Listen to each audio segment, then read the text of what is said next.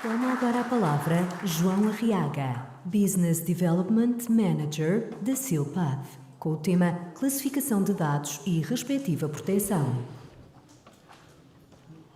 Ora, em primeiro lugar, boa tarde a todos. Agradecer à IT Security. Primeiro, felicitá-los pelo evento e agradecer pelo desafio.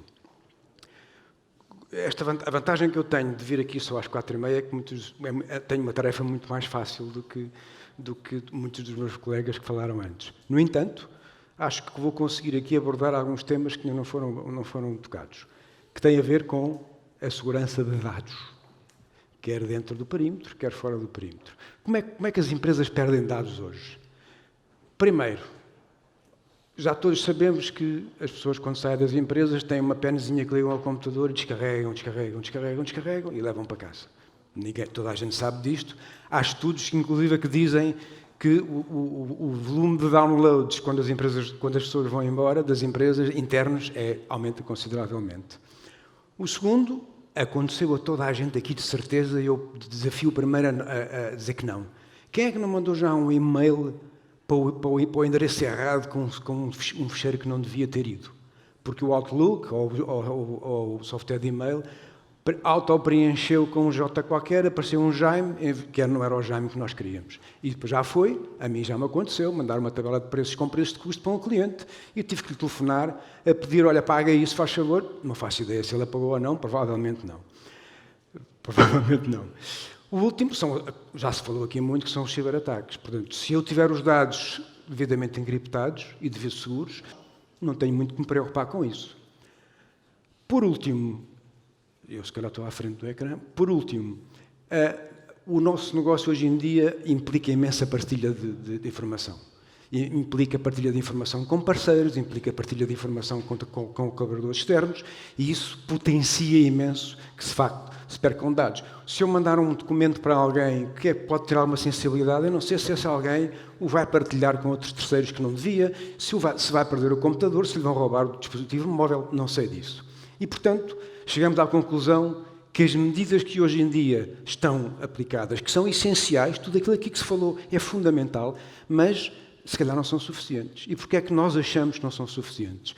Porque falta um layer, que é o layer da proteção. Quando eu digo proteção de dados, digo proteção do conteúdo de documentos, com proteção de acesso aos documentos e a respectiva classificação, que é aquilo que me traz aqui hoje. Isto porquê? Há relatórios que dizem que apenas 3% dos dados que foram roubados nos últimos anos, apenas 3 estavam encriptados. Portanto, houve 97% de todo o terabyte que foi roubado que ficou à disposição completa de quem os roubou. É preciso, então, procurar um sistema que tenha que seja, de certa maneira, revolucionário. E é isso que eu aqui trago para vos desafiar, que é o seguinte. Imaginem um sistema de classificação de informação baseado em inteligência artificial, tanto já aqui se falou hoje, que é capaz de identificar, foi treinado durante anos para identificar documentos em função do seu conteúdo e da sua estrutura, e é capaz de propor uma determinada classificação, seja ela a classificação de conformidade, seja ela a confirmação interna, o que for, é capaz de propor uma determinada classificação desse documento. É fácil de utilizar, porque eu tenho uma proposta, não preciso de imaginar, nem preciso de ter grandes conhecimentos para o classificar. Tem diferentes dimensões de classificação, seja ela, já vamos aqui falar um bocadinho mais dos quatro pilares que nós entendemos que são os grandes pilares da classificação de informação, e, por último, consegue proteger automaticamente esse documento.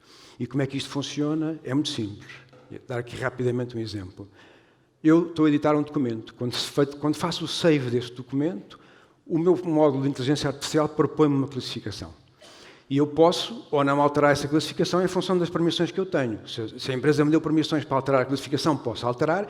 E eu, ao alterar essa classificação, o que é que se vai passar? O sistema vai aprender e vai aprender que aquele documento, com aquelas características, afinal, não é o ISO 27001, mas é um PCI, por exemplo. Ok? E, portanto, isto permite que o sistema aprenda constantemente e permite que nós consigamos hoje dizer que há 97% de precisão neste tipo de sistemas. De seguida, aceitando eu ou não a proposta que o sistema me dá, eu tenho que proteger automaticamente. O que me interessa a mim classificar um documento, classificar uma pasta com um rótulo a dizer secreto, se a deixa em cima de uma secretária. Portanto, na nossa opinião, classificar sim senhor, mas temos que proteger a seguir. Proteger contra acessos menos próprios. Falei há pouco que havia, para a nossa opinião, 4 pilares fundamentais da classificação de dados. Nível de danos que o dado, a sensibilidade, portanto, a nível de danos que o documento pode causar à empresa, à instituição, se for parar a mãos alheias. Os regulamentos, PCIs, 27001, agora os DORAs, os NIS 2, por aí fora. Tipo de dados, lá está, PCI, propriedade intelectual. E a disseminação. Esses dados são dados só de uso interno ou são dados de uso interno e de uso externo? É um fundo importante porque, se forem dados de uso externo, se calhar vamos ter que ter algum cuidado mais com a proteção desses dados. Portanto, agora imaginem só que eu consigo fazer isto tudo em tempo real. Portanto, eu há bocado expliquei um bocadinho. Vamos ver que eu estou a editar um documento. Este documento tem, por exemplo, um número de cartão de crédito de uma determinada pessoa. Ao fazer o save ou print do documento, eu automaticamente me propõe uma classificação. Eu posso ou não mudar essa classificação, como disse há pouco, e se eu mudar, o sistema aprende com a minha mudança e a tal aprendizagem contínua, mas isto não me basta. Tenho que saltar para o próximo passo, que é a proteção do documento. E como é que tem que, na nossa opinião, funcionar uma proteção?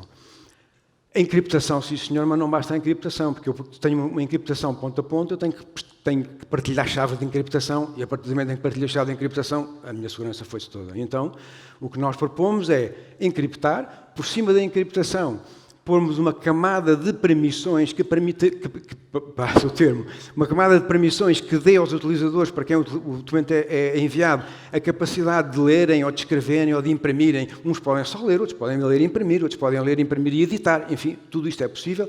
Muito importante, quer esteja o documento onde quer que esteja. Se eu editar um documento aqui e proteger, eu posso mandar o documento para a Austrália e ele tem que ter na Austrália exatamente as mesmas proteções que tem aqui. E eu tenho que ser capaz de, remotamente, alterar essas permissões. Alterar a política do documento. Bloquear o documento, porque, entretanto, descobri que esse documento foi erradamente parar à Austrália e não devia ter ido, tenho que o conseguir bloquear. Portanto, tudo isto são proteções fundamentais que nós entendemos que têm que fazer parte de um sistema de proteção de dados. E, por último, falta-me apenas uma que eu já digo a seguir, por penúltimo, então, monitorizar e auditar. Eu tenho que ter a capacidade de auditar tudo o que se passa sobre os meus ficheiros protegidos. Quem abriu, quem protegeu, quem mudou políticas, quem tentou abrir e não podia, fica registado em alerta. Outra coisa fundamental é a proteção automática. Reparem que eu, no limite, posso dizer assim, tem que ser possível classificar um documento e protegê-lo sem que a pessoa que está a editar esse documento tenha qualquer intervenção da sua parte. Isto é possível fazer. A proteção automática significa que eu posso... Já se falou aqui muito hoje em o fator humano e o fator que as pessoas têm e a reação que as pessoas têm em não fazer determinadas coisas. Ora, se eu facilitar a vida, é como pagar impostos. Nós hoje todos pagamos impostos com mais facilidade do que pagávamos há 20 anos atrás. Não há dúvida nenhuma, porque a AT modernizou-se imenso e é muito mais fácil. Eu lembro-me quando tinha que ler o IRS com um modem, era uma carga de trabalhos, hoje em dia é extremamente fácil, em 3 minutos mete-se um IRS. Portanto, nós temos também que facilitar a vida às pessoas. E facilitar a vida às pessoas, imaginem que eu tenho um documento, classifiquei o documento, não o protegi de forma automática, mas arrasto-o para uma pasta e ao arrastá-lo para essa pasta, ele automaticamente assume uma proteção definida. Mais fácil que isto não há. Porquê é que é importante classificar a informação? Número 1, compreender o valor da informação que eu tenho na empresa, saber onde ela está. Muitas vezes as pessoas da empresa não fazem ideia, já que foi lá de hoje. Onde é que eu tenho a informação, onde é que ela para? Onde está e quem é que lhe acede? 2, priorizar. Eu tenho toda uma panóplia de terabytes de informação dentro da minha empresa. O que é que eu tenho que proteger, o que é que eu não tenho que proteger? Onde é que eu começo? 3, prevenir fugas de dados. Obviamente, se eu classificar e proteger, previno fugas de dados, porque se os dados fugirem, eu não tenho que me preocupar com eles, porque ninguém lhes acede. 4, certificar, conformidade, etc. Portanto, otimizar a proteção de dados e facilitar a conformidade. 5 aproximações erradas que, na nossa opinião, são normalmente causa de más classificações. Número 1, aproximações teóricas. Eu vou classificar a informação tendo atenção apenas a teorias, esquecendo-me da realidade da empresa. Número 2, etiquetas demasiado simples ou etiquetas demasiado complexas. Se eu tiver uma etiqueta que diz confidencial e outra que diz uso geral, se calhar vejo-me um bocado atrapalhado se me aparecer um documento com uma informação financeira. Se por outro lado tiver a etiqueta que diz confidencial, muito qual é que vou usar? E portanto temos que arranjar aqui um balanço entre poucas etiquetas e muitas etiquetas para que seja fácil perceber se que tipo de etiqueta tem que classificar aquele documento. Ignorar regras da empresa que a empresa tem que respeitar, neste caso conformidades, como ali estão ditos. E por último, fazer depender em demasia a classificação do utilizador.